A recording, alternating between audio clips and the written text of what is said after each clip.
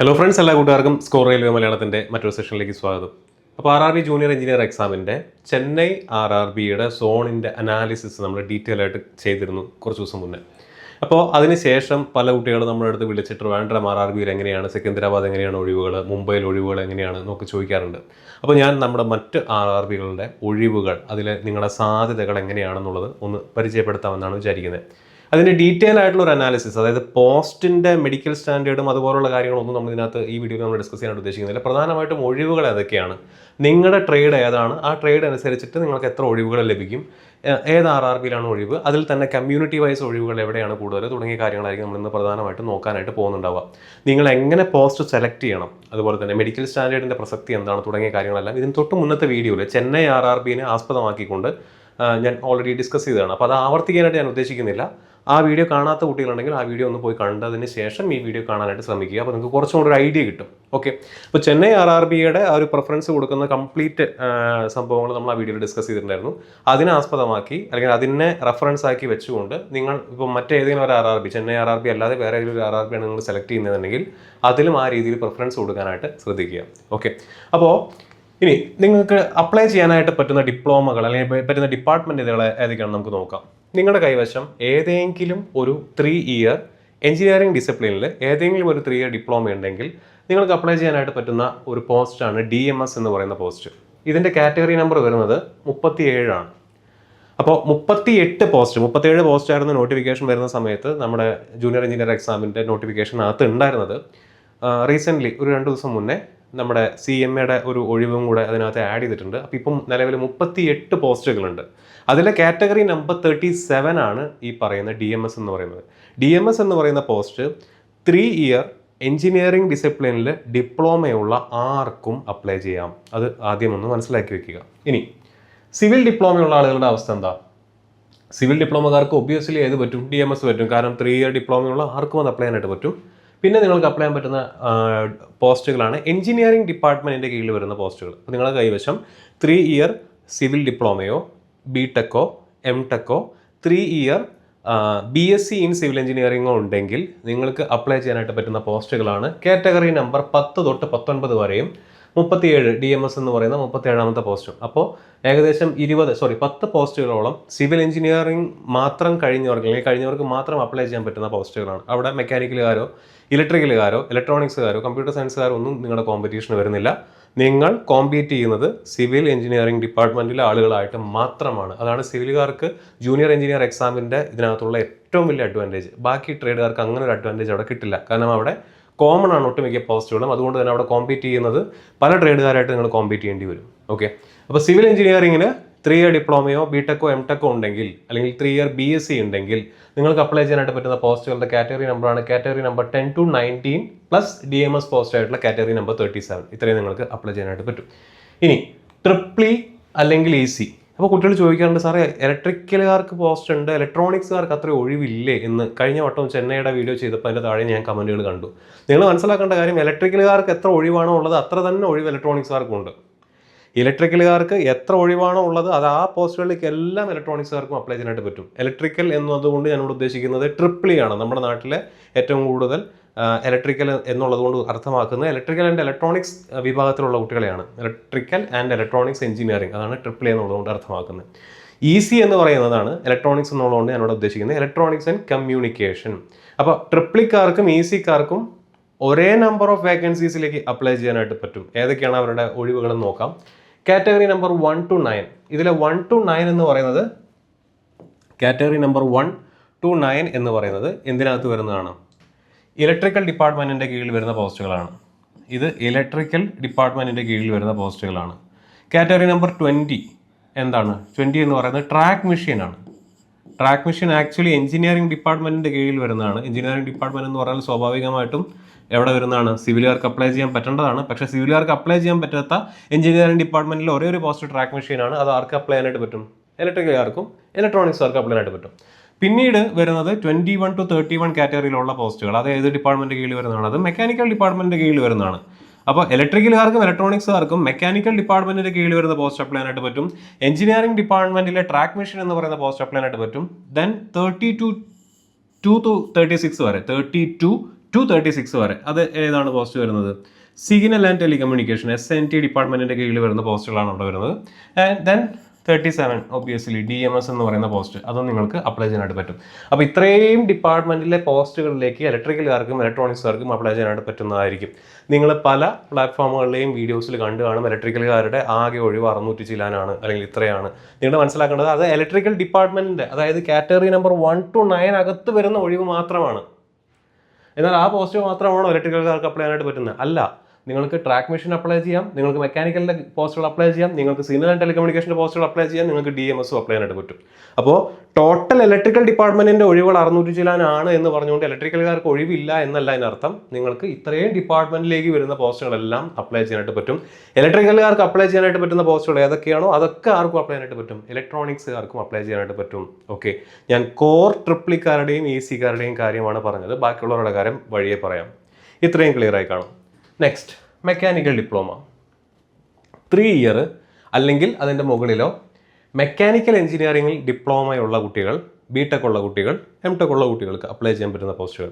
Mechanical engineering ആണ്, core മെക്കാനിക്കലിൻ്റെ കാര്യമാണ് ഞാൻ പറയുന്നത്. പ്രൊഡക്ഷനോ ഓട്ടോമൊബൈലോ അല്ല, മെക്കാനിക്കൽ എഞ്ചിനീയറിംഗിൽ നിങ്ങൾക്ക് അപ്ലൈ ആയിട്ട് പറ്റുന്ന പോസ്റ്റുകളാണ് DMS, മെക്കാനിക്കൽ ഇലക്ട്രിക്കൽ ഡിപ്പാർട്ട്മെൻറ്റിലെ പോസ്റ്റുകൾ. എന്ന് പറഞ്ഞു കഴിഞ്ഞാൽ കാറ്റഗറി നമ്പർ 1 to 9 ഞാൻ നേരത്തെ പറഞ്ഞു ഏത് ഡിപ്പാർട്ട്മെൻറ്റിൻ്റെ കീഴിൽ വരുന്നതാണ്? ഇലക്ട്രിക്കൽ ഡിപ്പാർട്ട്മെൻറ്റിൻ്റെ കീഴിൽ വരുന്നതാണ്. കാറ്റഗറി നമ്പർ 20 എന്താണ്? ട്രാക്ക് മെഷീൻ, നേരത്തെ പറഞ്ഞതാണ്. 21 to 31 മെക്കാനിക്കൽ ഡിപ്പാർട്ട്മെൻറ്റാണ്. 37 ഏതാണ്? DMS ആണ്.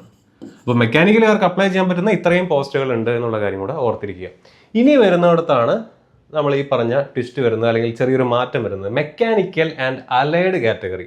അതാരാണ് അലൈഡ് കാറ്റഗറി എന്ന് പറയുമ്പോൾ? ഇവിടെയാണ് ഞാൻ നേരത്തെ പറഞ്ഞ വകുപ്പുകൾ വരുന്നത്. അതൊക്കെ ഓട്ടോമൊബൈൽ, പ്രൊഡക്ഷൻ, മെഷീനിങ്, മെക്കട്രോണിക്സ് തുടങ്ങിയ ഡിപ്പാർട്ട്മെൻറ്റുകാർക്ക് അപ്ലൈ ചെയ്യാനായിട്ട് പറ്റുന്ന പോസ്റ്റുകൾ ഏതൊക്കെയാണെന്ന് ചോദിച്ചു കഴിഞ്ഞാൽ DMS ഒബ്വിയസ്ലി എല്ലാ എഞ്ചിനീയറിംഗ് ഡിസിപ്ലിനുകാർക്ക് അപ്ലൈ ചെയ്യാനായിട്ട് പറ്റുന്നതാണ്.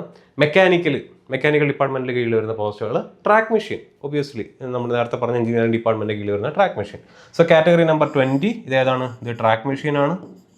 21 to 30 ഇതേതാണ്? മെക്കാനിക്കൽ ഡിപ്പാർട്ട്മെൻറ്റിൻ്റെ കീഴിൽ വരുന്ന പോസ്റ്റാണ്. 37 DMSൻ്റെ കീഴിൽ വരുന്ന പോസ്റ്റാണ്. അപ്പോൾ സ്വാഭാവികമായിട്ടൊരു സംശയം വരും, എന്തുകൊണ്ട് 30 വരെ വന്നുള്ളൂ എന്ന്. മെക്കാനിക്കൽ ഡിപ്പാർട്ട്മെൻറ്റിൻ്റെ കീഴിലുള്ള പോസ്റ്റുകൾ നിങ്ങൾ നോക്കുകയാണെങ്കിൽ അവിടെ നിങ്ങൾക്ക് 21 തൊട്ട് 31 വരെ കാണാം. പക്ഷെ 31ൻ്റെ നേരെ ഓപ്പോസിറ്റ് അവിടെ എഴുതിയിരിക്കുന്നത് ആർക്ക് അപ്ലൈ ചെയ്യാൻ പറ്റുന്നതാണ്? മെക്കാനിക്കൽ, ട്രിപ്പിളി അല്ലെങ്കിൽ EC. ഈ 3 കൂട്ടർക്ക് മാത്രമാണ് കാറ്റഗറി നമ്പർ 31 അപ്ലൈ ചെയ്യാനായിട്ട് പറ്റുള്ളൂ. ആർക്ക് പറ്റില്ല? ഈ അലൈഡ് വിഭാഗത്തിൽ വരുന്ന ആളുകൾക്ക് ആ പോസ്റ്റ് അപ്ലൈ ചെയ്യാനായിട്ട് പറ്റില്ല.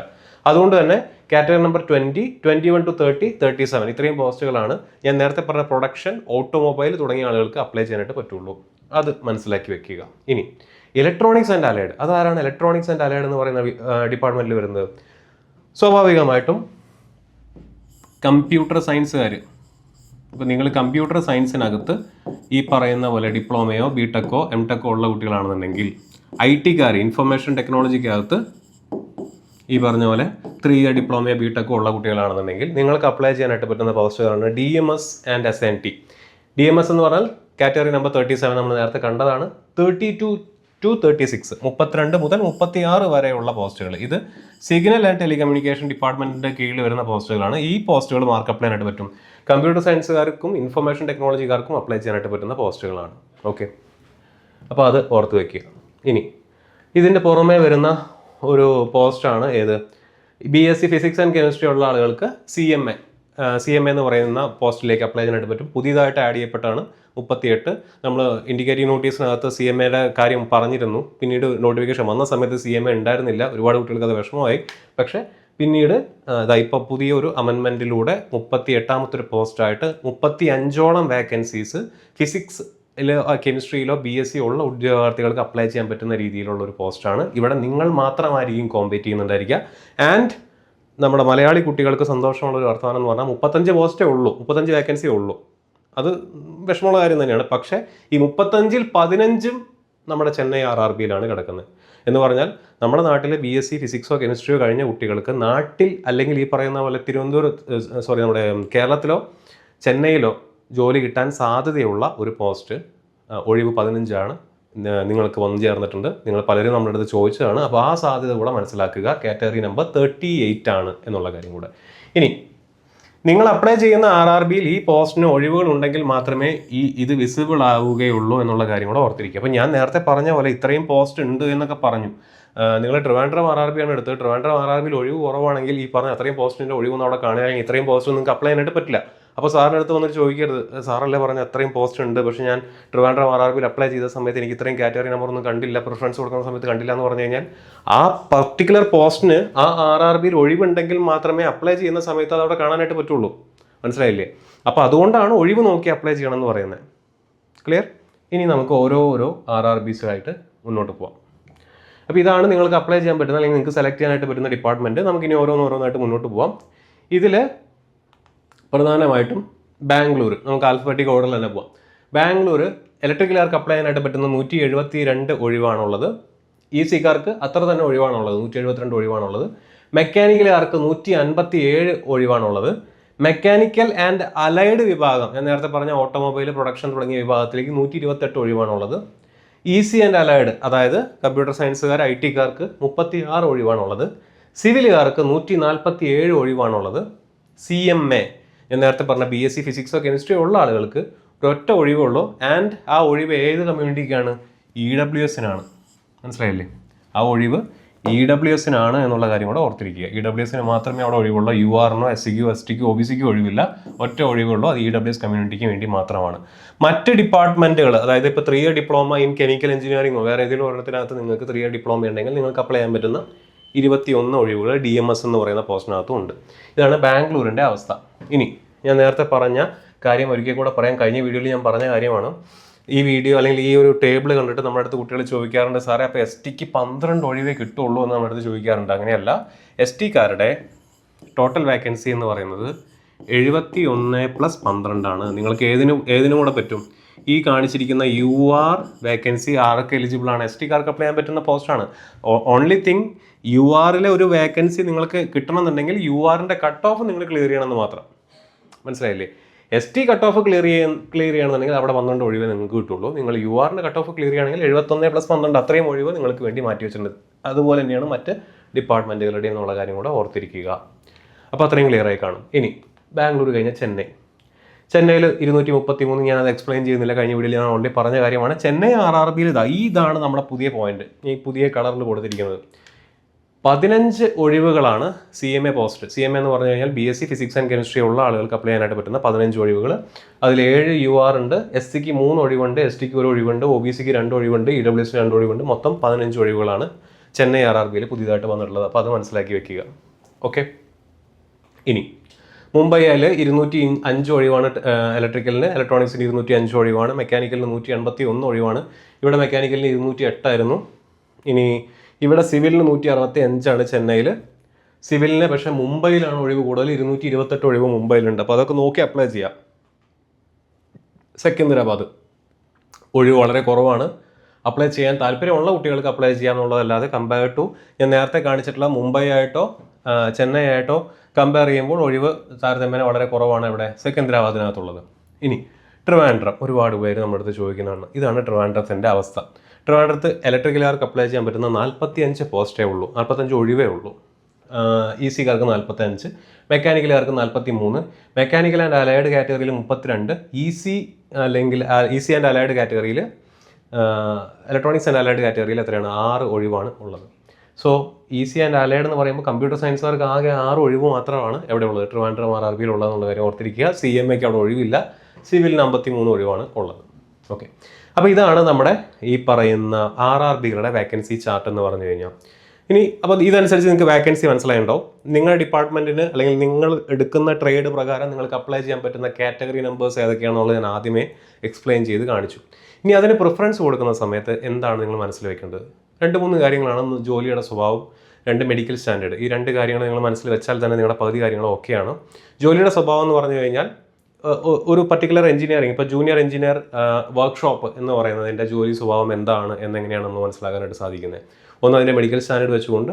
2, ആ ജോലി ഷിഫ്റ്റ് വൈസ് ആണോ, ഓഫീസ് ടൈമിലാണോ, എമർജൻസി ഡിപ്പാർട്ട്മെൻറ്റിലാണോ, ആ രീതിയിൽ.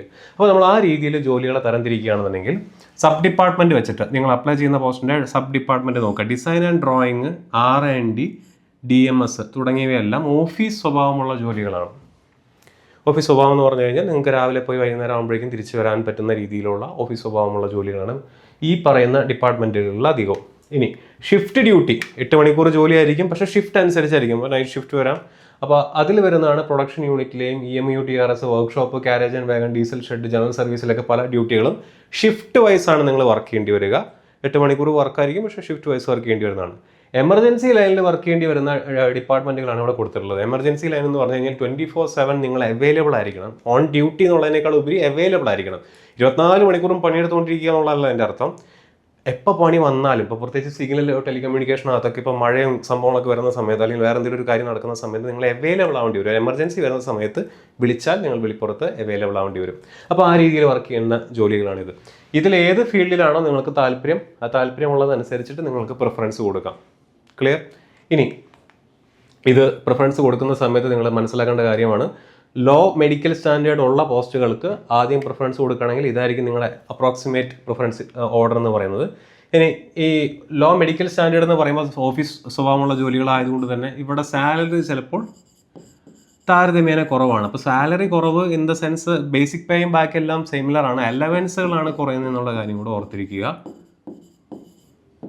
ഇവിടെ അലവൻസ് എന്തായിരിക്കും? ഫീൽഡ് ഡ്യൂട്ടി ആയതുകൊണ്ട് തന്നെ ട്രാവലിംഗ് അലവൻസും മറ്റ് അലവൻസുകളൊക്കെ കൂടുതലായിരിക്കും നിങ്ങൾക്ക്. അപ്പോൾ ഇവിടെ സാലറി കൂടാനുള്ളൊരു സാധ്യത കൂടെ നമ്മൾ കാണുന്നുണ്ട്. സാലറി വൈസാണ് നിങ്ങൾക്ക് വേണ്ടതെന്നുണ്ടെങ്കിൽ നേരെ ഈ പറയുന്ന പോസ്റ്റുകളൊക്കെ ആദ്യം വെക്കുക. അല്ല ഓഫീസ് ജോലിയാണ് നിങ്ങൾക്ക് താല്പര്യം എന്നുണ്ടെങ്കിൽ ഈ രീതിയിൽ നിങ്ങൾ പ്രിഫറൻസ് കൊടുക്കാനായിട്ട് ശ്രദ്ധിക്കുക.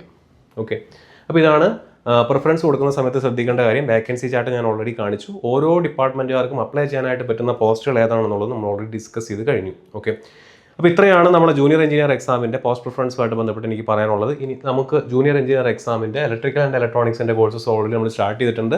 നിങ്ങൾക്ക് CBT 1 മാത്രം, അതായത് നോൺ ടെക്നിക്കൽ പാർട്ട് മാത്രം, ടയർ 1 മാത്രം പഠിക്കാൻ താല്പര്യമുള്ള കുട്ടികൾക്ക് വേണ്ടി JEE CBT 1 ബാച്ച് നമ്മൾ സ്റ്റാർട്ട് ചെയ്തിട്ടുണ്ട്. അതുപോലെ തന്നെ JEE CBT കോംപ്രഹെൻസീവ് ഇലക്ട്രിക്കലും JEEയുടെ കോംപ്രഹെൻസീവ് ഇലക്ട്രോണിക്സ് നമ്മൾ സ്റ്റാർട്ട് ചെയ്തിട്ടുണ്ട്. താല്പര്യമുള്ള കുട്ടികൾക്ക് ജോയിൻ ചെയ്യാവുന്നതാണ്. ഈ കാണുന്ന നമ്പറിൽ കോൺടാക്ട് ചെയ്യുക, അല്ലെങ്കിൽ ഗൂഗിൾ ഫോം ഈ വീഡിയോയുടെ താഴെ ഞാൻ കൊടുക്കാം, അത് ഫില്ല് ചെയ്യാവുന്നതാണ്.